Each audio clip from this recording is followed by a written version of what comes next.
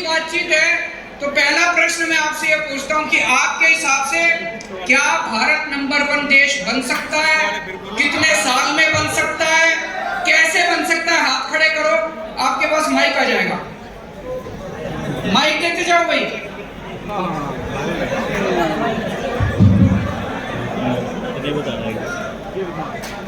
Mic पहुंच गया, हाथ के टावर दे नमस्कार सर। नमस्कार, अपना नाम? नमस्कार सर, मेरा नाम शुभम राणा है और मैं कुरुक्षेत्र से स्पेशली आप लोगों से बातचीत करने के लिए आया हूँ। बहुत बहुत धन्यवाद, बहुत बहुत स्वागत है। ये उपलब्धि जो आप लोगों ने हमें दी है देश की बात करने की, शायद ही बहुत ही कम हमें अवसर मिलते हैं। और मैं सर लॉ का छात्र हूँ अभी और फाइनल लॉ स्टूडेंट हूँ। सर मैं कहना चाहूँगा कि नंबर 1 बनाने के लिए इंडिया को सबसे पहले हमें आप जैसे लोगों की जरूरत है। और जो युवा आज यहाँ पे एकत्रित हुए हैं, उन युवाओं की हमें सब जरूरत है, क्योंकि जो युवा पीढ़ी है आज की उनमें वो मुकाम हासिल करने की शक्ति है जो शायद हम किसी भी प्रकार की भी परिस्थिति में या किसी सुविधा से वंचित रह के हम वो मुकाम हासिल नहीं कर पा रहे हैं। अगर हम बात करें छात्रों की, मानिए आज छात्रों के हितों में जो सरकारें फैसला ले रही हैं वो बहुत ही घृणा करने वाली चीजें हैं। मैं इकोनॉमिकल वीकर सेक्शन से आता हूँ। मानिए मेरे पिताजी किसान हैं और घर में कोई अन्य आय का साधन नहीं है और मुझे स्टडी करने में बहुत ही तकलीफों का सामना करना पड़ता है। आप अभी कॉलेज में हो? जी सर। कौन से कॉलेज में? सर मेरा भारत कॉलेज ऑफ लॉ है सर, कुरुक्षेत्र यूनिवर्सिटी से एफिलिएटेड है बबैन में। और सर हमें जो अधिकार दिए गया है 10% रिजर्वेशन का, हरियाणा में उसको भी 5% दिया जा रहा है, जबकि संविधान के उल्लंघन में ऐसा किया जा रहा है। सर मैं कहना चाहूँगा कि छात्रों के लिए बड़ी बड़ी योजनाएं जो ये लेके आते हैं उनको धरती पे, उनको जमीनी स्तर पे लागू किया जाए और ऐसे ही देश नंबर 1 आगे बन सकता है और युवा आगे बढ़ सकते हैं। बहुत बहुत धन्यवाद। बहुत अच्छी बात। भारत माता की। इन्होंने कहा शिक्षा बहुत जरूरी है, अभी उस पर लंबी चर्चा करेंगे। और कोई माइक देते जाइए, माइक पकड़ाते जाइए।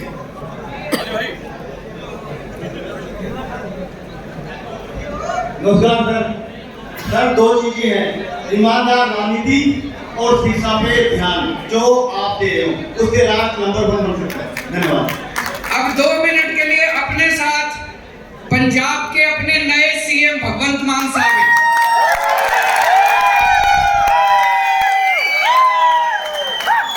अब इनके विचार सुनेंगे, फिर आपके विचार सुनेंगे।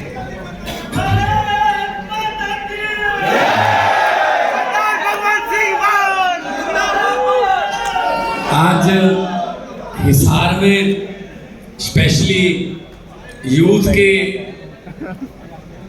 एक बहुत बड़े इकट्ठ में, बहुत बड़ी ऊर्जा में आकर मुझे खुशी मिली। पंजाब में भी जो युवा हैं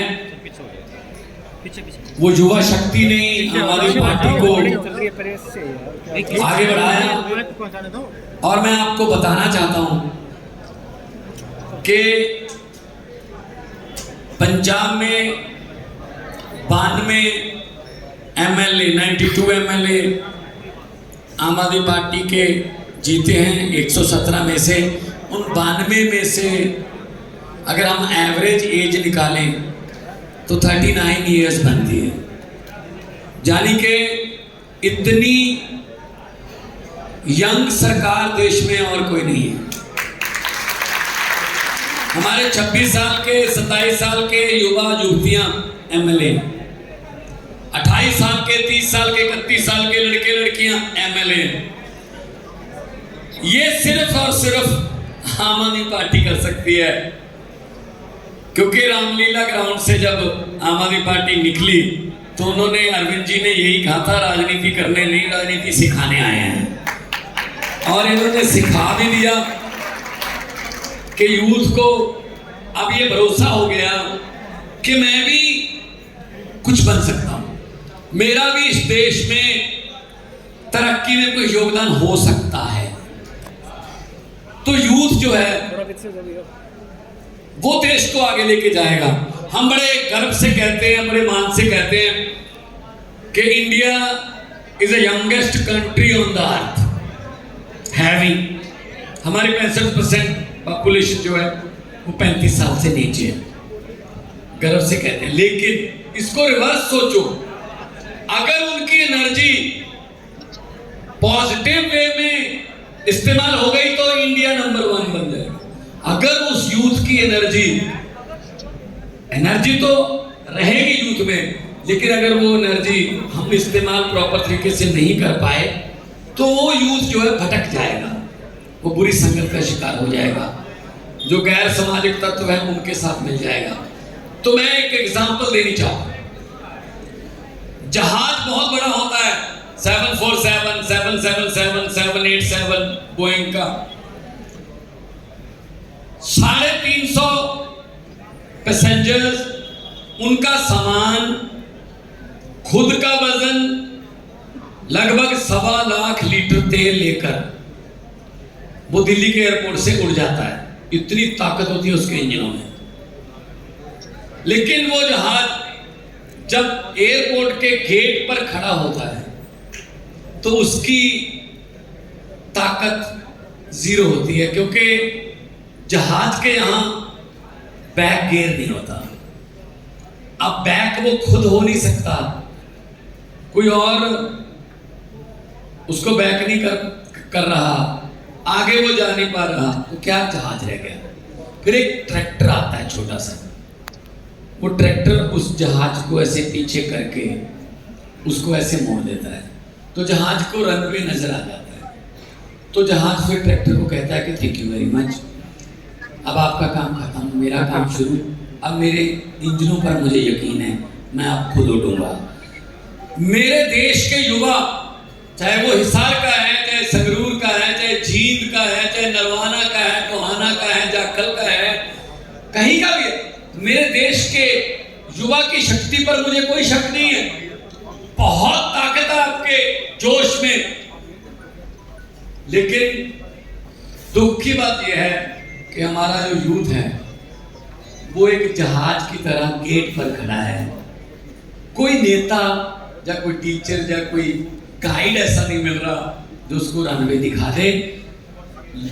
बड़ी खुशकिस्मती से मैं ये कहने जा रहा हूं कि अरविंद केजरीवाल के रूप में एक ट्रैक्टर मिल गया है जो यूथ को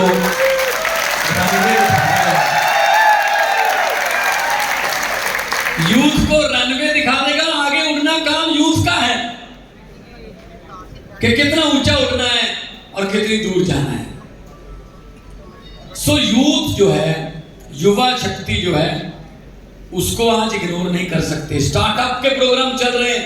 पहले सिर्फ डॉक्टर, इंजीनियर और पायलट, बस 3 काम होते थे हमारे। अब तो कुछ भी कर लो, स्टार्टअप्स में इतना कुछ मिल रहा है। पंजाब में 5.5 महीने हुए अभी सरकार बनी हुई, हमने स्टार्टअप्स की इतनी कंपनियों को लेके आ रहे हैं।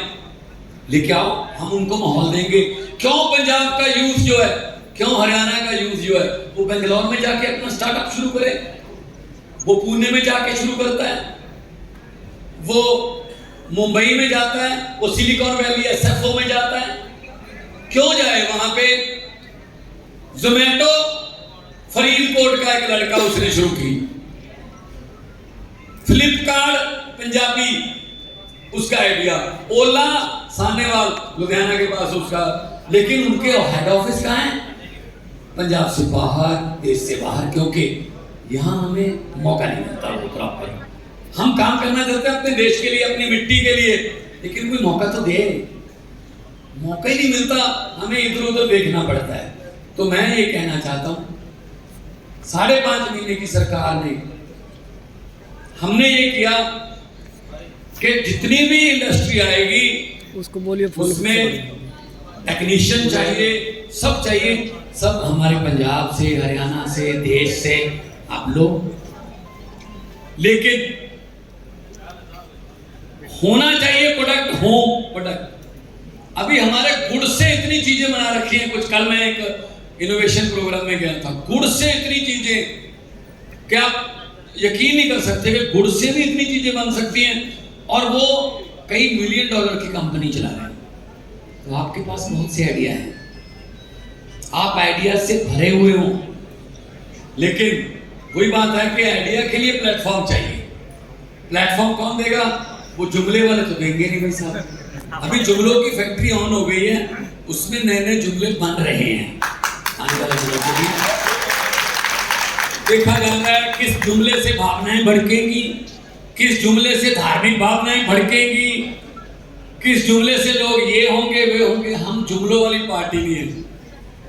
हम तो जो कहते हैं वो कर देते हैं, जो नहीं कर सकते वो भी कह देते हैं कि भी ये नहीं हो सकता हमसे। मैं 2020 में जब मैं एमपी था संगरूर से, तो 2020 की इलेक्शन आई, 2 महीने इलेक्शन में थे, तो मैंने अचानक टीवी ऑन किया, दिल्ली में था मैं, तो एक आदमी आके ये बोला और मेरे रोंगटे खड़े हो गए। मेरे होशो हवास में कभी किसी नेता ने ऐसा नहीं बोला, और ऐसा बोलने के लिए हिम्मत चाहिए, जिगरा चाहिए। एक आदमी आके ये बोल रहा है कि जी मेरे पिछले 5 साल के काम अगर आपको अच्छे लगे तो वोट दे देना दिल्ली वालों, वरना मुझे वोट नहीं। वो आखिरी कौन था? अरविंद केजरीवाल। अब ये बोलने के लिए बहुत बड़ा जिगरा चाहिए, वरना ये क्या कहते हैं दूसरे, 5 साल और दीजिए। हम 5-5 साल देते थक गए, ये 5 साल मांगते थके नहीं है। तो हम खुद आगे बढ़ेंगे, हमें कौन रोकता है? हम आगे बढ़ेंगे, हम सिस्टम को चेंज करेंगे। यही आज के जो प्रोग्राम है, आज शुरू हुआ है make India number 1। India number 1 बहुत सी चीजों में हो सकता है, लेकिन वैसे बस ऐसे सिस्टम में घिर चुका है कि हम चाहते हैं चलो यार विदेश चलते हैं, ब्रेन ड्रेन हो रहा है, नहीं होना चाहिए। जो मैं ये कहता हूं, अगर आप कोई काम दिल से करोगे ना, वो बात आगे जाती है। अगर आपने कुछ मन में मंजिल आपने बना ली कि मैं यहां पहुंचना है, तो पहुंच जाओगे। अगर आप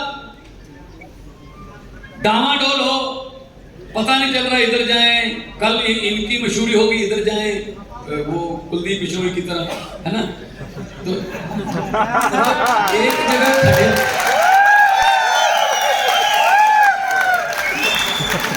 जगह खड़े रहो भाई, कोई तो स्टैंड हो।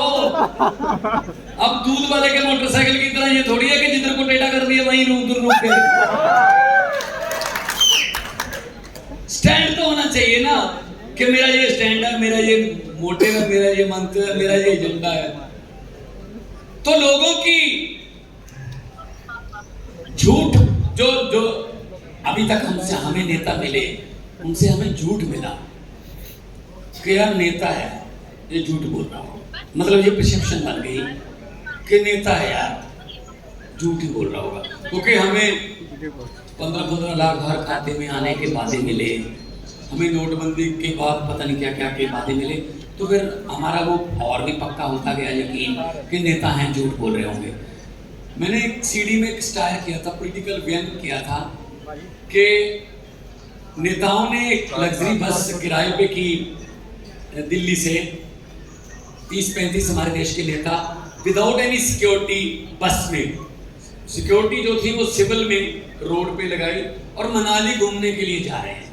अब लोगों का कैसे विश्वास उठ गया नेताओं से कि झूठ बोलते हैं, सिर्फ झूठ बोलते हैं। इसकी बड़ी अच्छी उदाहरण है, तो बस जा रही थी, तो अंबाला के बाद राजपुरा में क्रॉस किया पंजाब में, तो राजपुरा के पास बस से गड्ढे में पलट गई। अब सिक्योरिटी ने सर्च करना शुरू किया, इस पॉइंट से तो आगे चली गई थी, इस पॉइंट तक पहुंची नहीं, इन दोनों पॉइंट्स के बीच में है। तो वहीं एक किसान काम कर रहा था खेतों में, तो उनसे पूछा, उस किसान से पूछा गया कि आपने ये बस इस कलर की, इस नंबर की देखी है? किसान ने कहा हाँ देखी थी, इस गड्ढे में पलट गई थी। तो सिक्योरिटी वाले ने पूछा कि आप कहाँ गई? कहते जी मैंने उसके ऊपर मिट्टी डाल दी। तो सिक्योरिटी वाले ने पूछा इसका मतलब जो उसमें सवार सभी 30-35 नेता थे सभी मर गए थे क्या? तो किसान ने कहा कि नहीं नहीं सभी नहीं मरे थे, अभी 20-25 जोर जोर से चिल्ला रहे थे कि हम अभी जिंदा हैं, हमें बाहर निकालो। मैंने सोचा नेता हैं, झूठ ही बोल रहे होंगे।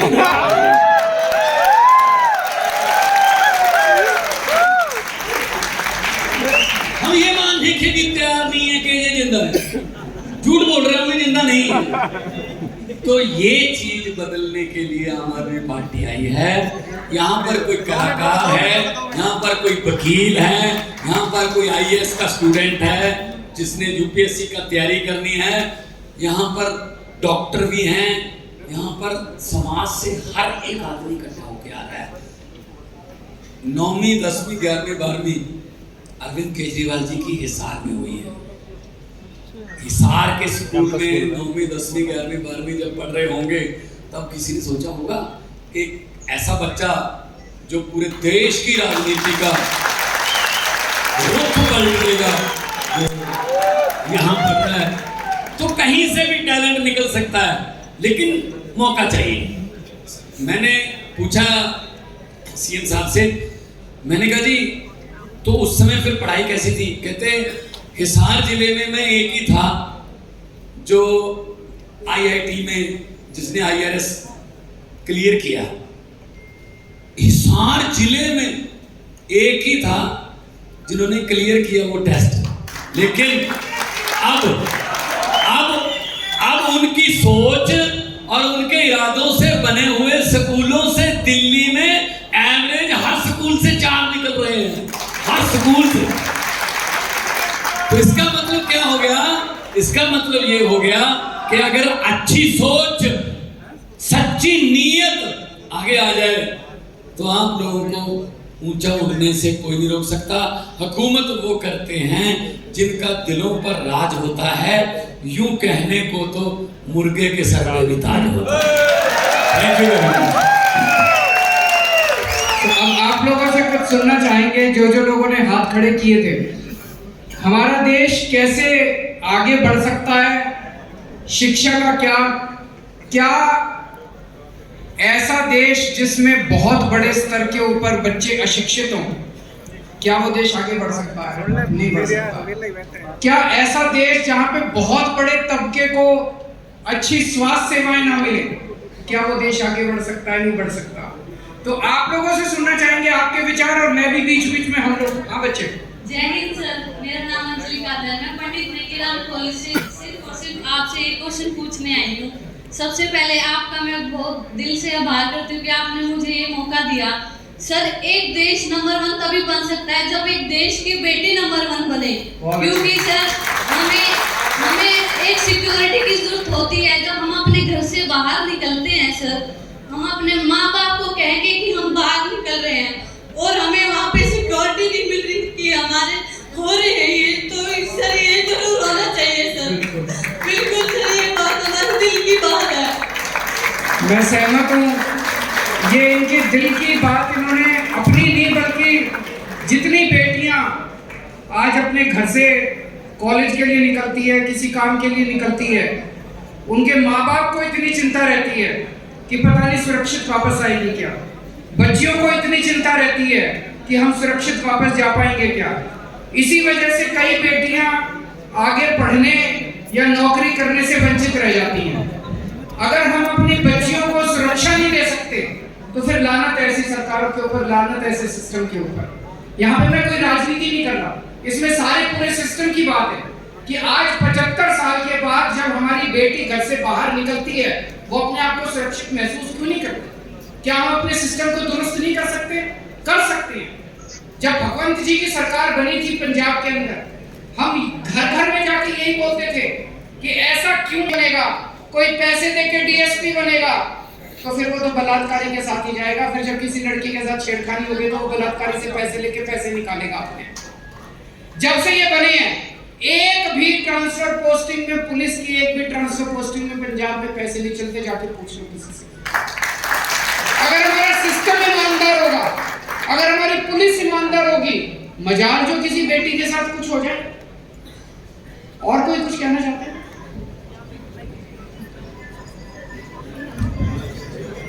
सर, सबसे पहले नमस्कार, मेरा नाम नितिन वर्मा सर है। आपकी आवाज़ सुनने के लिए सर हम आपके बहुत थैंकफुल हैं सर। आज सबसे पहले सर कहाँ से हो? सर मैं रोहतक से हूँ और सर मैं गवर्नमेंट जॉब करता था, मैंने गवर्नमेंट जॉब छोड़ी है।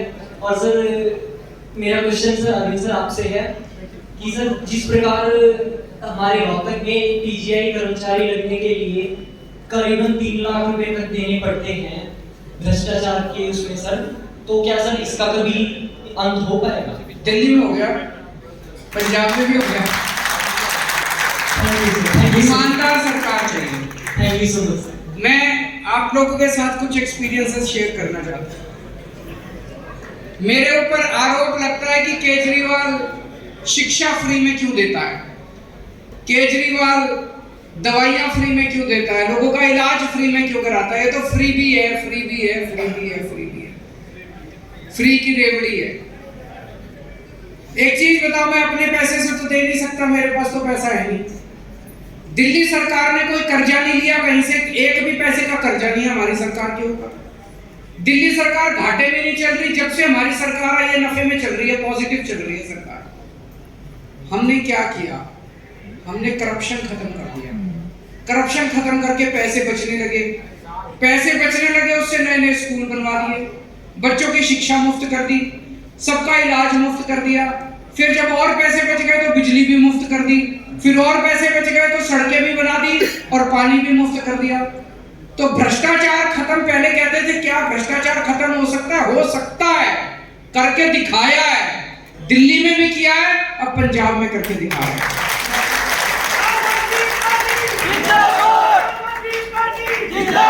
मैं आपसे पूछना चाहता हूं एक चीज, आज हमारे देश में एक माहौल ऐसा बन गया जैसे हरियाणा के अंदर पिछले कुछ दिनों में इन्होंने 105 सरकारी स्कूल बंद कर दिए कि नहीं कर दिए? ठीक किया कि गलत किया? आज सरकारी स्कूल में आदमी बड़ी मजबूरी में अपने बच्चे को भेजता है, जब उसके पास बिल्कुल भी पैसा नहीं होता। इन्होंने पहली चीज तो सरकारी स्कूलों की हालत इतनी खराब कर दी, बेड़ा गर्क कर रखा है इन्होंने सरकारी स्कूलों में। देश के अंदर 10.5 लाख सरकारी स्कूल हैं, इनमें से 80% सरकारी स्कूल कबाड़ खाने से भी ज्यादा खराब है इंडिया। तो जो बच्चे जाते हैं सरकारी स्कूलों में वो मजबूरी में जाते हैं, क्योंकि उनके पिताजी के पास पैसे नहीं होते, उनके घर में पैसे नहीं होते पढ़ाने के लिए, और वो स्कूल भी बंद करते जा रहे हैं। देश के अंदर जगह जगह अलग अलग राज्यों में सुन रहा हूं मैं, यहाँ इतने स्कूल बंद कर दिए, या 1000 स्कूल बंद कर दिए, या 1500 स्कूल। तुम अगर स्कूल बंद करते जाओगे तो गरीब अपने बच्चों को कहां भेजेगा? और अगर गरीब अपने बच्चों को पढ़ाएगा नहीं, आज देश में 18 करोड़ बच्चे सरकारी स्कूलों में जाते हैं, 18 करोड़। ये 18 करोड़ बच्चे तो अनपढ़ रह जाएंगे। अगर ये 18 करोड़ बच्चे अनपढ़ रह गए तो देश दुनिया का नंबर 1 देश बन सकता है? नहीं बन सकता। हमें अपने बच्चों के लिए, चाहे गरीब का बच्चा हो चाहे अमीर का बच्चा हो, हमें अपने बच्चों के लिए अच्छी शिक्षा का इंतजाम करना पड़ेगा। करना चाहिए कि नहीं करना चाहिए? और शिक्षा फ्री होनी चाहिए। दुनिया का कोई भी डेवलप्ड कंट्री उठा के देख लो, अमेरिका उठा के देख लो, लंदन उठा के देख लो, जापान उठा के, हर देश ने अपने बच्चों के लिए अच्छी शिक्षा का इंतजाम करा था। गरीब के लिए भी अमीर के लिए भी उन्होंने अच्छी शिक्षा का इंतजाम करा था, इसलिए वो अमीर बने। हम जब तक अपने बच्चों के लिए अच्छी शिक्षा का इंतजाम नहीं करेंगे, हम अमीर देश नहीं बन सकते, गरीब के गरीब रह जाएंगे। आज दिल्ली के अंदर हमने करके दिखाया है। ये कहते थे सरकारी स्कूल चल नहीं सकते, इसलिए सरकारी स्कूल बंद कर दो, प्राइवेट में भेज दो अपने बच्चों को, सरकारी स्कूल बंद कर दो। हमने दिल्ली में सरकारी स्कूल ठीक करके दिखा दिए। आपने देखा, जाके देखे दिल्ली के अंदर, दिल्ली में सरकारी स्कूल इतने शानदार कर दिए, पिछले साल 4 लाख बच्चों ने अपने प्राइवेट स्कूलों से नाम कटा के सरकारी स्कूल में भर्ती हुए। अमीर लोग भी अब अपने बच्चों को सरकारी स्कूलों में भेज रहे हैं। इस बार 450 बच्चे हमारे आईआईटी के अंदर, उनका एंट्रेंस में, जब भगवंत मान जी बोल रहे थे, जब मैं आईआईटी में गया था उस साल मैं अकेला आईआईटी में गया था हिसार से। आज दिल्ली के सरकारी स्कूलों में से, हर सरकारी स्कूल में से 4 बच्चे आईआईटी के अंदर जा रहे हैं। अब आप सोच के देखो, एक कारपेंटर का लड़का आईआईटी के अंदर कंप्यूटर साइंस में चला गया, जब वो निकलेगा 3 लाख 4 लाख रुपए महीने की उसकी तनख्वाह होगी। तो कारपेंटर की तो जिंदगी बन गई, परिवार गरीबी से निकल गया कि नहीं निकल गया। मैं हमेशा कहता हूं एक पीढ़ी के अंदर हम अपने देश की गरीबी दूर कर सकते हैं अगर हम अपने सारे बच्चों को अच्छी शिक्षा दे रहे हैं, लेकिन सारे बच्चों को अच्छी शिक्षा देनी पड़ेगी। और कोई कुछ कहना चाहते हैं?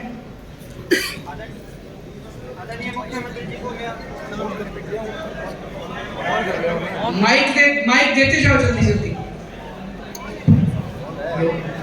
नमस्ते सर। नमस्ते सर सर किधर है? हाँ। सर मेरा नाम लोकेश है और मैं मुजफ्फरनगर से हूँ। अगर मैं डीएम में पढ़ाई करता हूँ। सर मेरा सवाल आपसे ये रहेगा कि आप दिल्ली और पंजाब में बिजली पानी मुफ्त दे रहे हैं जो कि लोगों की बेसिक नीड है, लेकिन सर हमारे देश में संसाधनों की कमी है और मैं पूछना चाहता हूं कि आप बिजली पानी को आगे कैसे टैकल करेंगे। और इसके साथ साथ एक चीज और पूछना चाहता हूं, मेक इंडिया नंबर 1 में बिजली पानी का क्या योगदान करेगा? देखो, ये आजकल जो आप अखबारों में भी पढ़ते होंगे कि कुछ लोगों का कहना है कि बिजली फ्री क्यों दे रहे हो जी, पानी फ्री क्यों दे रहे हो। अभी तक नेता क्या करते थे? पैसे खूब कमाते थे, भ्रष्टाचार करते थे, अपने पैसे स्विस बैंक में ले जाते थे, जनता को कहते थे आप कुछ भी काम कराने जाते थे, कहते थे पैसा नहीं है, सरकार घाटे में चल रही है, पैसा नहीं है, सरकार घाटे में चल रही है। हम लोगों ने सरकार बनाने के बाद देखा कोई घाटे में नहीं चल रही, सरकार के पास बहुत पैसा है, सारा पैसा चोरी कर रखा है इन्होंने। उस पैसे को बचाना चालू किया हमने। दिल्ली के अंदर हर काम में पैसा बचाते हैं और वो जो पैसा बचा उससे हमने गरीबों की बिजली मुफ्त कर दी, उससे हमने जनता का पानी मुफ्त कर दिया, लोगों के स्कूल बनवा दिए, अपने अस्पताल, खूब मोहल्ला क्लिनिक बनाया इन्होंने, 100 मोहल्ला क्लिनिक बना दिया अभी 5 महीने के अंदर, दवाइयां मुफ्त कर दी। आप जितने भी डेवलप्ड कंट्री उठा के देख लो, अभी मैं देख रहा था जर्मनी ने अपने सारे नागरिकों का पूरा ट्रैवल फ्री कर दिया। बड़े बड़े जितने कई सारे देश ऐसे हैं जिन्होंने पूरी शिक्षा मुफ्त की हुई है अपने बच्चों की, कई सारे देश ऐसे हैं जिन्होंने पूरी स्वास्थ्य सेवाएं मुफ्त की हुई है अपनी, कई सारे देश ऐसे हैं जिन्होंने यात्रा मुफ्त की हुई है अपने लोगों की। तो आप मुफ्त तभी कर सकते हो जब आप ईमानदार सरकार चला रहे हो। जो सरकारें मुफ्त नहीं करती इसका मतलब उनकी नीयत खराब है, वो पैसे कमाना चाहती है, स्विस बैंकों में लेना चाहती है। अभी दिल्ली के अंदर आपने सुना होगा, ये हमारे एमएलए खरीदने के लिए हमारी सरकार गिराने के लिए आए, 20-20 करोड़ रुपए दे रहे थे एक एमएलए को। कहां से आया जी ये पैसा? 40 एमएलए खरीदने के लिए 800 करोड़ रुपए लेके आए थे। कहां से आया ये पैसा? सरकार से तो निकाला इन्होंने। जो आपका टैक्स का पैसा है, पेट्रोल डीजल का पैसा है, वही तो निकाला इन्होंने। ये चोरी हम नहीं करते, एमएलए हम नहीं करते, एमएलए नहीं खरीदते, सरकारें नहीं गिराते, ईमानदारी से काम करते हैं, सारे काम होंगे। अगर ईमानदारी से होगा तभी देश आगे बढ़ेगा। मैं बड़ा अच्छा क्वेश्चन है आपका कि बिजली फ्री कर दी, संसाधनों की कमी है। आपको जान के ताज्जुब होगा, ये बातें हमें अंदर जाके पता चलती हैं। पंजाब में भाखड़ा डैम है, भाखड़ा नंगल डैम सुना होगा, बिजली वहां से आती है। आपको यकीन नहीं होगा, वैसे पंजाब में 9 रुपए यूनिट था जो हमने बंद कर दिया। अब हमने 600 unit, 300 unit per month, 600 unit तक 2 महीने का साइकिल है हमारा बिल का, वो हमने फ्री कर दिया। भाखड़ा यूनिट, भाखड़ा नंगल से सरकार को बिजली कितने की मिलती है? सरकार तो 9 रुपए बेच रही है, सरकार को बिजली कितने की मिलती है भाखड़ा नंगल से? सोच सकते हो, 9 पैसे यूनिट। 9 पैसे यूनिट को टैक्स लगा के टैक्स लगा के ये टैक्स वो टैक्स ये टैक्स 9 रुपए कर देते हैं भाई साहब। और दूसरा, आप ये मत सोचना कि अगर कोई नीरव मोदी बैंक लूट के ले गया, अगर कोई विजय माल्या बैंक लूट के ले गया, वो तो बैंक को ले गया, हमारा क्या ले गया? भैया आपका पैसा ले गया भाई। हम कहेंगे टैक्स का पैसा, तो आप कहोगे हम तो टैक्स भरते नहीं, हम तो टैक्स देते नहीं। क्यों नहीं देते? आप सुबह जगते हो, सबसे पहले माचिस, चाय बनानी है, माचिस की तीली जलाई, जहाँ लाइटर जलाया, टैक्स शुरू, उसमें बत्ती डाली, टैक्स, उसमें चीनी डाली, टैक्स, उसमें दूध डाला, टैक्स, खाना खाने के लिए दही, टैक्स, आज दही भी टैक्स है, लस्सी पीने का दिल करता है, जीएसटी में लस्सी भी डाल दी मोदी जी ने, अभी मोबाइल फोन किया, टैक्स, मोटरसाइकिल स्टार्ट किया, डीजल पर टैक्स, घर पे आए फिर टैक्स, शाम को रात को सोते समय आप कहते हो शुक्र है आप कोई टैक्स नहीं, अब सो रहा हूं लाइट बंद करके, नहीं नहीं नहीं ऊपर पंखा चल रहा है भाई, टैक्स। आप तो टैक्स दे रहे हो 24 घंटे, आप तो सोते हुए भी टैक्स दे रहे हो, तो किसका पैसा फिर लेके गया वो जो भी लूट के लेके गया? आपका पैसा लेके गया। सो इसलिए अपने आप को हमेशा करदाता मानो कि हमारा पैसा है, हम वो कहते हैं ना हमने क्या लेना है जी, हमने क्या लेना। अगर भगत सिंह भी ये सोच लेते हमने क्या लेना है तो फिर देश आजाद कैसे होता? राजगुरु जी ने लिखा था, आखिरी पहली और आखिरी लाइनें लिखी थी उन्होंने। राजगुरु जी ज्यादा लिखते नहीं थे, लेकिन उनको कहा गया भगत सिंह जी द्वारा और सुखदेव द्वारा कि कुछ तो लिखो, तो आखिरी दिन फांसी से आधा घंटा पहले 2 लाइनें लिखी थी राजगुरु जी ने, पूना के थे, हिंदी में 2 लाइनें लिखी थी कि हम भी जी सकते थे चुप रहकर, हम भी जी सकते थे चुप रहकर, हमें भी माँ बाप ने पाला था दुख सहकर। ये बातें लिखी, आधे घंटे की फांसी हो गई।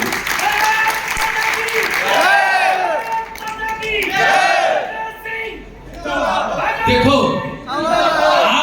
आप भी जी सकते हो चुप रहकर कि लूटने तो हमने क्या लेना, हमने क्या लेना नहीं, हमने ही लेना है, अपने देश की लूट का हिसाब लेना है और यूथ ने लेना है। और कोई अजू भाई मैं पंजाब यूनिवर्सिटी चंडीगढ़ से कलेक्टिव कर रही हूँ। मैं हरियाणा के एमएलए और एमपीज की मेंटल हेल्थ पे काम कर रही हूँ, जो कि पूरे भारतवर्ष की पहली रिसर्च है। तो मेंटल हेल्थ पे तो मैं अपने डेटा कलेक्शन के दौरान बहुत सारे एमएलए और एमपीज से मिली हूँ, हरियाणा के सबसे ही मिली हूँ। तो कोई कहता भारत को विश्व गुरु बना देंगे, कोई इंडिया को नंबर 1 बना देंगे। तो भारत की आज़ादी को 75 साल हो चुके हैं, तो आज तक तो इंडिया नंबर 1 नहीं बना है। तो मैं आपसे पूछना चाहती हूँ कि आपकी क्या योजनाएं हैं, क्या आपके प्लान्स हैं जो इंडिया को आप नंबर 1 बनाओगे? आपके जरिए बनाएंगे, और जब तक आप ये सोचेंगे कि केजरीवाल बना देगा तो नहीं बनेगा। मैं इसीलिए मैं आपको एक उदाहरण देता हूँ। अभी 3 दिन पहले एक डॉक्टर भरत हैं बाड़मेर से, उनसे मैंने बात की। वो मेडिकल डॉक्टर हैं, बहुत गरीब परिवार से आते हैं, बहुत रिमोट विलेज में रहते थे, किसी तरह से माँ बाप के उससे पैसे इकट्ठे करके उन्होंने मेडिकल कर ली। तो जब मेडिकल करी उनको बहुत तकलीफ हुई, लोन लिया, इधर उधर से पैसे नहीं थे उनके पास। मेडिकल करते करते जब वो 2nd ईयर में थे तो उन्होंने ये तय किया कि जो दूसरे गरीब बच्चे हैं मैं उनकी मदद करूंगा। उसके खुद की जेब में पैसे नहीं है और उसने कहा कि मैं मदद करूंगा। उसने 50-50 ऑर्गेनाइजेशन चालू करी, जिसमें हर साल वो 50 बच्चों को इकट्ठा करता है, गरीब बच्चों को, अनाथ बच्चों को, कई ऐसे बच्चे जिन्होंने पढ़ाई छोड़ दी 11वीं के बाद, ऐसे बिल्कुल गरीब से गरीब बच्चों को इकट्ठा करके कहता है मैं फ्री में उनको ट्यूशन देता हूँ। और उसने कहीं से एक बिल्डिंग डोनेशन में ले ली, 2-4 और लोगों से डोनेशन लेके वो 50 बच्चों को वहां पे रेजिडेंशियल रखता है, उनके खाने पीने का सबका खर्चा डोनेशन से करता है। हर साल 50-50 बच्चों को लेता है। 10 साल हुए, लगभग 500 के करीब बच्चे उसने करे होंगे। 65 बच्चों को वो मेडिकल में एडमिट करवा चुका है। उन 65 में से 10 बच्चों को एम्स में, ऑल इंडिया मेडिकल के अंदर उसने एडमिट करवा दिया। जब हमारा सारा देश इकट्ठा हो जाएगा ना, 130 करोड़ लोग, भारत दुनिया का नंबर 1 देश बन जाएगा। और अगर आपने नेताओं के भरोसे छोड़ दिया, ये जिन MP MLA की आप स्टडी कर रही हो, तो कभी नहीं होने वाला। इन्होंने 75 साल खराब कर दिया और 75 साल खराब कर देंगे। हम अगर एक साथ इकट्ठे हो गए तो इन नेताओं को भी हमारी सुननी पड़ेगी। फिर सरकारी अभी पहली बार में 14,500 करेंगे तो ये 10 लाख सरकारी स्कूलों का तो 100 साल में भी नंबर नहीं आएगा। ऐसा क्यों नहीं कर सकते? सारी राज्य सरकारों को एक साथ लेते हैं और ये 10.5 लाख के 10.5 लाख स्कूलों को एक साथ ठीक करने का प्लान क्यों नहीं बनाते? बना सकते हैं। हमने दिल्ली के अंदर हमने सारे स्कूल एक साथ ठीक कर दिए। मान साहब ने कसम खाई है अगले 5 साल में पंजाब के सारे स्कूल ठीक कर देंगे। अगर 5 साल में हम 2 राज्यों के स्कूल ठीक कर सकते हैं तो केंद्र सरकार 5 साल में पूरे देश के सारे 10.5 लाख स्कूल तो ठीक कर ही सकती है। अब वॉर मिशन पे काम करना पड़ेगा, युद्ध स्तर के ऊपर काम करना पड़ेगा, तब आगे बढ़ेगा। लेकिन काम आपने करना पड़ेगा। आप अगर नेताओं से सोचो कि ये भारत को नंबर 1, उन्होंने कोई इंटरेस्ट नहीं है। वो तो ये देखेंगे उनके दोस्त को दुनिया का नंबर 1 अमीर आदमी कैसे बनाया जाए।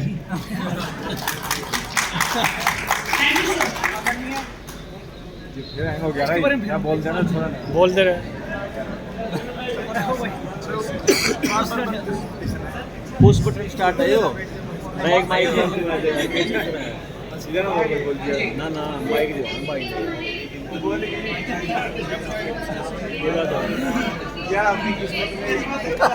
आप उसी स्कूल से हो किसी से? आप क्या करते हो? पीजी कॉलेज से। तो जो इनका प्रश्न है कि 105 स्कूल जो बंद हुए हैं, ये कहते हैं कि 105 स्कूल इसलिए बंद करे क्योंकि वहां पे बच्चे कम आते थे। बच्चे कम क्यों आते थे जी? बच्चे कम इसलिए आते थे क्योंकि उन्होंने स्कूल का भाड़ा कर दिया, सबने अपने बच्चे निकाल लिए। मैं चैलेंज करता हूं आज उन 105 स्कूलों में आप शिक्षा अच्छी कर दो, सारी फैसिलिटी दे दो, देखो बच्चे बढ़ जाएंगे। और अब इन्होंने हरियाणा में और उल्टा कर दिया कि आप अगर अपने बच्चों को प्राइवेट स्कूल में भेजोगे तो सरकार उनको सब्सिडी देगी, स्कूल वालों को सारी फीस देगी, 1100 रुपए 800 रुपए महीना आपकी। और अगर आप सरकारी स्कूल में भेजोगे तो 500 रुपए महीना आपको देने पड़ेंगे। कितने गरीब बच्चे हैं जिनके माँ बाप के पास 500 रुपए महीना देने को है? फिर तो लोगों को अपने बच्चों को निकालना ही पड़ेगा स्कूलों से।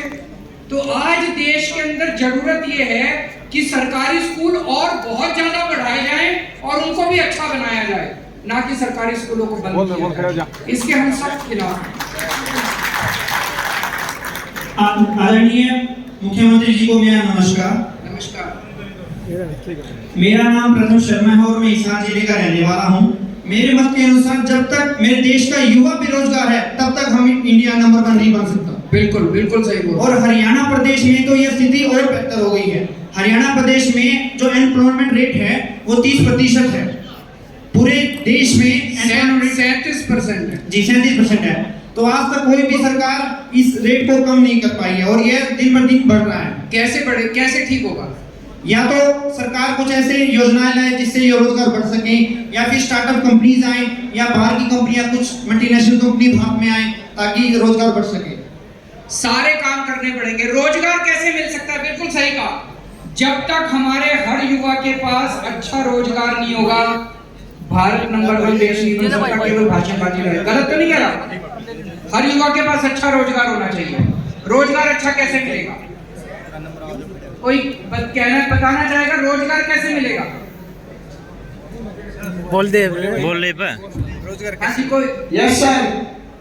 Yes sir. हाँ जी, तिरंगा हाँ जी।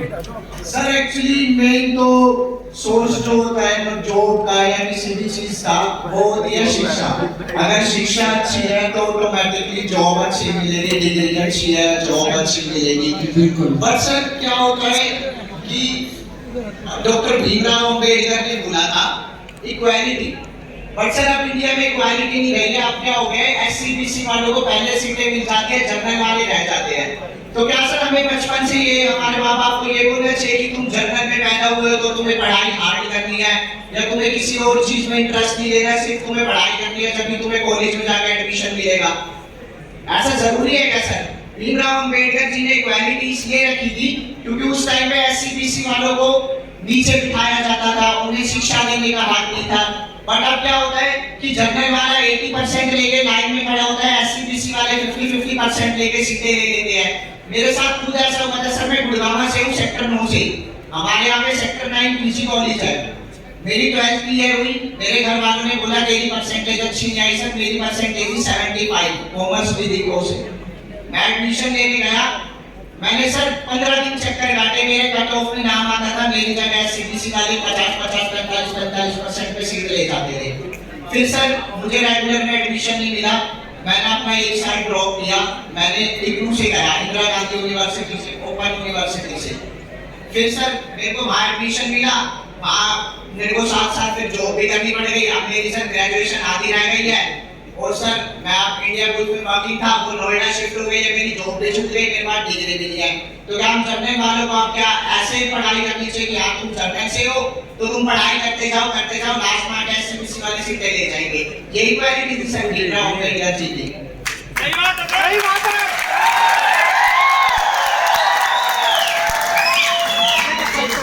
एक तो ये अवधारणा कि आज एससीज के साथ बुरा बर्ताव नहीं होता देश भर में, रोज हमें अलग अलग देश के कोने कोने से सुनने को मिलता है कि किस तरह से आज भी उनके साथ किस तरह से बहुत बुरा बर्ताव किया जाता है।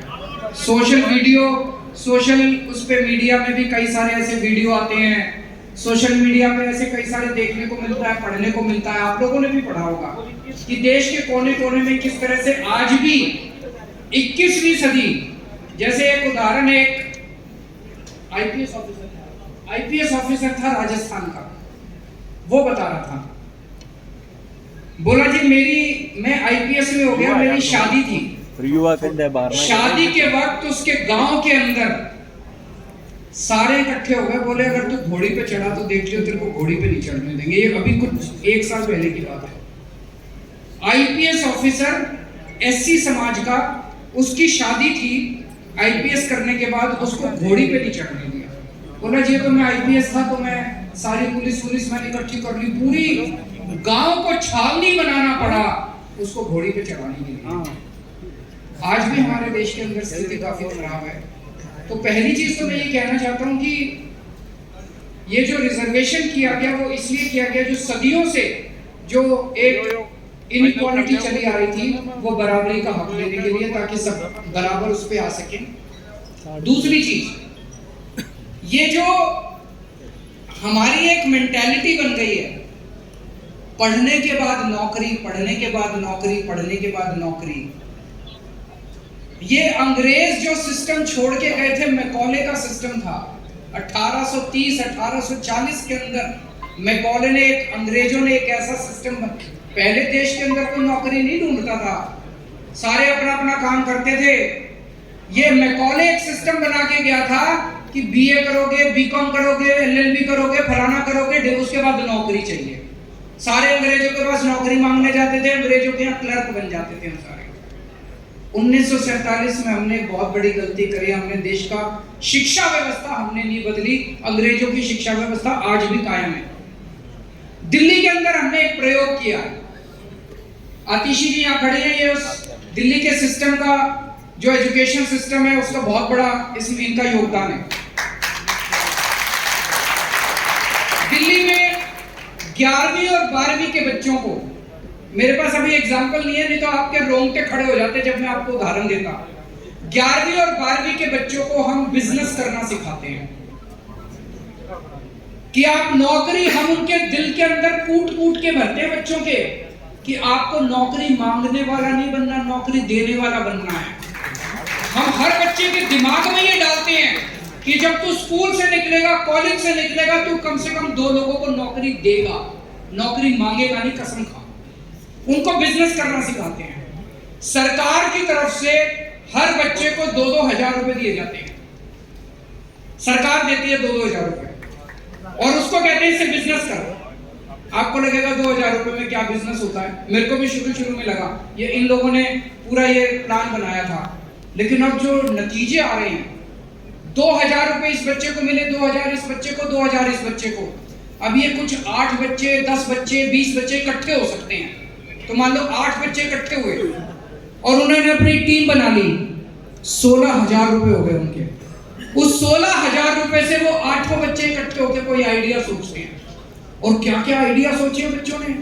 कोई डार्क चॉकलेट बना रहा है, कोई अलार्म सिस्टम बना रहा है, कोई कुछ बना रहा है, कोई कुछ बना रहा है, और फिर वो अपने व्हाट्सएप पे, फेसबुक पे डाल के बेचना शुरू करते हैं।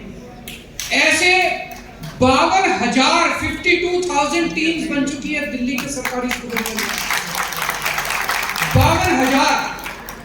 और फिर हमने उन बच्चों को बड़े बड़े इंडस्ट्रियलिस्ट से मिलवाया, इंडस्ट्रियलिस्ट के सामने इन बच्चों ने अपना अपना आइडिया पेश किया, और इंडस्ट्रियलिस्ट से उन्होंने पैसे मांगे कि इन्वेस्ट करो हमारे अंदर। सोचो 11वीं के बच्चे, 12वीं के बच्चे बड़े बड़े करोड़पतियों के सामने प्रेजेंटेशन कर रहे हैं कि जी ये मेरा बिजनेस है, इसमें इन्वेस्ट करो। किसी टीम को 18 लाख रुपए मिल गए, किसी टीम को 20 लाख रुपए मिल गए इन्वेस्टमेंट। आज एक एक बच्चा जो 12वीं क्लास पास करके दिल्ली सरकार के स्कूल से निकल रहा है, वो ये नहीं कह रहा मेरे को नौकरी नहीं मिल रही, वो ये कह रहा है मैं इतने बच्चों को नौकरी दूंगा। आज 11वीं और 12वीं के बच्चों से बात करो, वो कहता है जी मैंने 4 आदमी रख लिए अब अपने बिजनेस में, मैंने 8 आदमी रख लिए अपने बिजनेस में, नौकरी दे। एक बच्चे की कहानी बताता हूँ। वो बोला जी जब मैं 10वीं में था मेरे को बड़ी टेंशन रहती थी, मैं पढ़ाई में बहुत खराब था, मेरे को लगता था मेरे को नौकरी कैसे मिलेगी, मैं बहुत टेंस रहता था, बहुत मेरी पढ़ाई बिल्कुल अच्छी नहीं थी। कहता 12वीं के बाद मेरी टेंशन सारी खत्म हो गई, पढ़ाई में जो मर्जी नंबर आए मैं अपना धंधा कर लूंगा, बिजनेस कर लूंगा, बिजनेस करना आ गया मेरे को। अपने को पूरे देश के अंदर बच्चों को नौकरी मांगने वाला नहीं, नौकरी देने वाला बनाना है। एक एक बच्चा जो कॉलेज से निकले, एक एक बच्चा जो स्कूल से निकले, वो ये सोच के निकले कि मैं किस तरह से अपना बिजनेस करके 4 लोगों को नौकरी दे सकता हूं। हमारा देश यही था। 1830 1840 के अंदर इन्होंने पूरा देश कबाड़ा कर दिया अंग्रेजों ने। इस मैकॉले की एजुकेशन सिस्टम को भी बदलना है। दिल्ली के अंदर एक तरफ हमने स्कूल ठीक करे हैं, तो दूसरी तरफ हमने शिक्षा का कंटेंट भी बदलना चालू करा है, ताकि हम अच्छा इंसान बना सकें और नौकरी देने वाला बना सकें। बाबा साहब ने किन हालातों में पढ़ाई की थी। सोचो एक गरीब से गरीब परिवार से निकला वो बच्चा, गरीब परिवार से, और वो कहां चला गया? अमेरिका में कोलंबिया यूनिवर्सिटी में पीएचडी करने के लिए। आज तो आपके पास इंटरनेट है, इंटरनेट पे देख लेते हो कोलंबिया यूनिवर्सिटी कहां है। मैं सोच रहा था उस बच्चे को बताया किसने होगा कि कोई कोलंबिया यूनिवर्सिटी भी है, और फिर आ गया लंदन से दूसरी 2 पीएचडी करी उसने उन दिनों के अंदर। और कोई किसी के नमस्कार सर। जय हिंद। जय। मेरा नाम नरेंद्र चौधरी, मैं फरीदाबाद से आया हूँ और एक सुझाव और एक सवाल है मेरा सर। मैं आम आदमी पार्टी पे बहुत सारे गीत स्लोगन्स लिखता हूँ। मेरा ये मानना है कि सर देखिए, देश के हर नागरिक की सोच को बदलना बहुत ही असंभव कार्य है। बिल्कुल बदलेंगे, हर नागरिक की सोच बदलेंगे जी सर, आपके साथ मिलकर बदलेंगे सर। जब तक व्यवस्था परिवर्तन नहीं होगा तब तक कुछ नहीं बदल सकता है, और व्यवस्था परिवर्तन के लिए सर सत्ता परिवर्तन होना बहुत जरूरी है।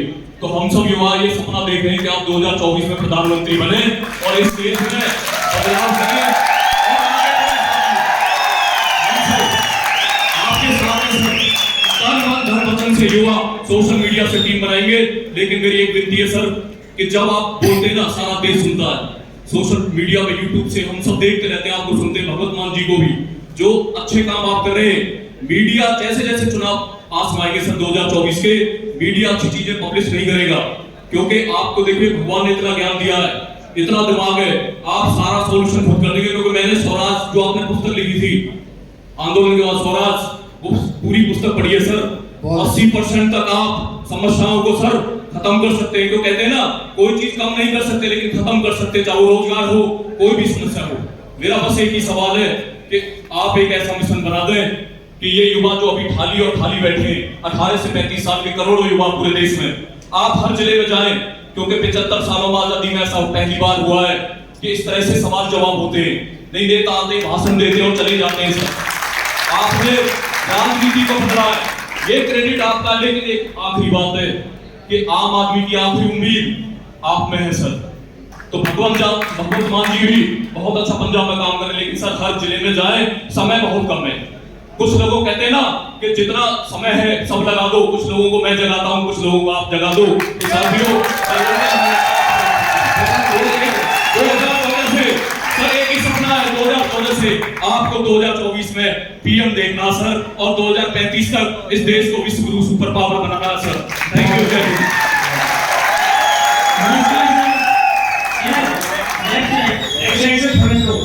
नमस्कार सर। हाँ जी, हाँ जी।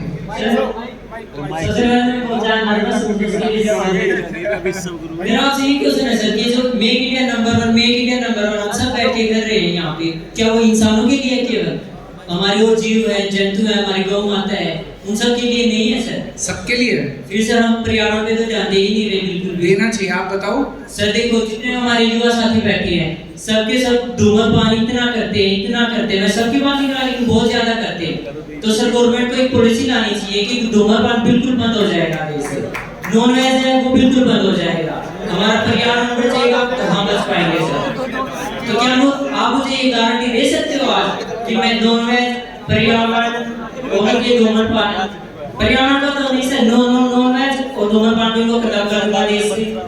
अच्छा एक चीज बताओ, जब हमने दिल्ली में सरकारी स्कूल ठीक करने चालू करे तो कुछ लोग मेरे पास आए, बोले जी एक काम करो, कानून बना दो कि सारे नेताओं के बच्चे सरकारी स्कूल में पढ़ेंगे, कानून बना दो सारे अफसरों के बच्चे सरकारी स्कूल में पढ़ेंगे, बोले जी अपने आप सरकारी स्कूल ठीक हो जाएंगे।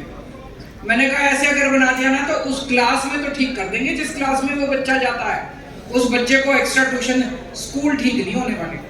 और दूसरा मैंने कहा जबरदस्ती नहीं कर सकते किसी के साथ, मैंने कहा मैं सरकारी स्कूल इतने अच्छे कर दूंगा कि लोग खुद ब खुद अपने बच्चों को इन स्कूलों में भेजना चाहूंगा। आज हमारे सरकारी स्कूलों में एक ही बेंच पे जज का बच्चा भी बैठता है, IAS अफसर का भी बच्चा बैठता है और रिक्शे वाले का भी बच्चा बैठता है।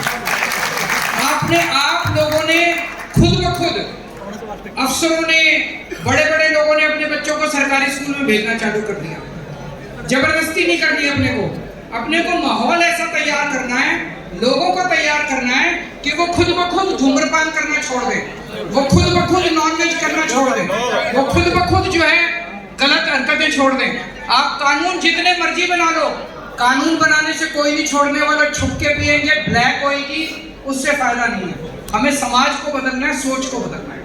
बस अब आखिरी क्वेश्चन लेंगे फिर उसके बाद। जय हिंद सर। हाँ जी हाँ जी,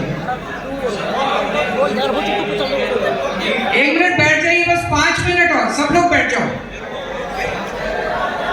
सब लोग बैठ जाओ, सब लोग बैठ जाओ प्लीज। सर आपने मुहिम चलाई है मेक इंडिया नंबर 1 की, तो इसके तहत स्पोर्ट्स में हम नंबर 1 कैसे होंगे? देश में इतना भ्रष्टाचार है, उसकी वजह से स्पोर्ट्स में बच्चे आगे नहीं जा पा रहे।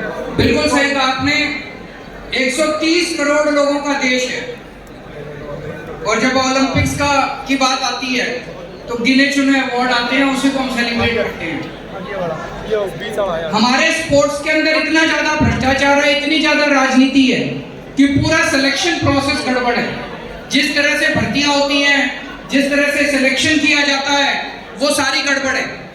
130 करोड़ लोगों के देश के अंदर हमें तो सारे मेडल जीत लेने चाहिए, ऐसा होना चाहिए। वो सिस्टम बन सकता है। अभी जैसे दिल्ली में हमने स्पोर्ट्स यूनिवर्सिटी बनाई है, उस स्पोर्ट्स यूनिवर्सिटी का मकसद ही है कि ज्यादा से ज्यादा ओलंपिक के अंदर मेडल जीत के लाना है।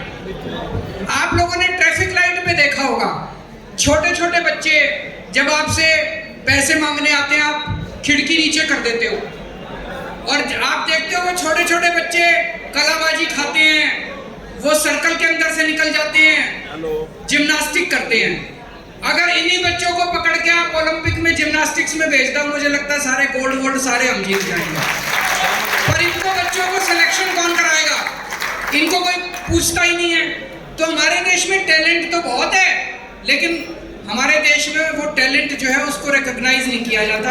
इस व्यवस्था को ठीक करना पड़ेगा। अब मैं मान साहब से कहता हूँ अपने क्लोजिंग रिमार्क्स देंगे। स्पोर्ट्स की जहाँ तक बात है, बहुत अच्छा सवाल था। और पंजाब में हमने बड़ी देर के बाद स्कूलों की स्पोर्ट्स जो है उसको शुरू किया है। जिम्नास्टिक, बॉक्सिंग, ऊंची छलांग, दौड़ और नेटबॉल, नेशनल लेवल की कबड्डी, कुछ ऐसे स्पोर्ट्स हैं जो हम भूल गए। सिर्फ एक ही खेल है, मैं उसका किसी खेल का मैं विरोधी नहीं हूँ, मैं खुद बहुत बड़ा स्पोर्ट्स लवर हूँ। सिर्फ एक ही खेल चलती है, गांव में भी वही चलती है। लेकिन हमारे बच्चों में इतना टैलेंट, अगर कोचेस मिल जाएं, इंफ्रास्ट्रक्चर मिल जाए, हमारे बच्चे फौज में भर्ती होने के लिए नंगे पैर, हरियाणा के बच्चे भी, पंजाब के बच्चे भी नंगे पैर रात को जीटी रोड पर अपनी जिंदगी को खतरे में डालकर एक्सरसाइज करते हैं, प्रैक्टिस करते हैं, फौज में भर्ती होना है जी। कारण क्या है, अगर उनको स्टेडियम मिल जाए तो स्टेडियम में अपनी प्रैक्टिस करें, ना कि ये किसी लिंक रोड पर या किसी जीटी रोड पर एक्सीडेंट होते हैं, दुर्घटनाएं होती हैं। तो पंजाब बड़ा भाई है, हरियाणा छोटा भाई है। हम लोग खेलों में बहुत ज़्यादा आगे बढ़ सकते हैं और उसके लिए हमें चाहिए सच्ची नीयत। और आईटी सेक्टर में हम आगे बढ़ सकते हैं और कोई भी ऐसा क्षेत्र नहीं है यहाँ हम आगे नहीं बढ़ सकते। बस वही है, सच्ची नीयत जो है वो चाहिए। ये जो भ्रष्टाचारी है ना, इनको बोल देना अरविंद केजरीवाल जी साथ में आए थे, इनको बोल देना भगवंत मान भी साथ में थे, इनको बोल देना भ्रष्टाचारियों को कि वो ये कह के गए हैं जितने मर्जी इकट्ठे कर लो पैसे, हीरे, मोती, मगर ख्याल इतना रहे कफन पे जेब नहीं होती, सब कुछ सही रह जाएगा। आप लोग हमारा साथ दीजिए, देश को बनाने में साथ दीजिए, देश को नंबर 1 बनाने में हमारा साथ दीजिए। और मुझे आपके उत्साह से आज लग रहा है कि कोई भी ऐसा नहीं होगा जो आज 10-10, 15-15 लोगों को जाके ये नहीं बताएगा कि आज तुमने एक ऐसा प्रोग्राम मिस कर दिया जिसमें राजनीति नहीं थी, जिसमें सिर्फ ये था कि देश को नंबर 1 कैसे बनाना है। तो एक नंबर 95100100 इस पे मिस्ड कॉल कीजिए, हम आपको व्हाट्सएप ग्रुप पे जोड़ लेंगे और आपके साथ हम जुड़ जाएंगे। 95100100 आप भी मिस्ड कॉल करें और ज्यादा से ज्यादा लोगों को कराएं।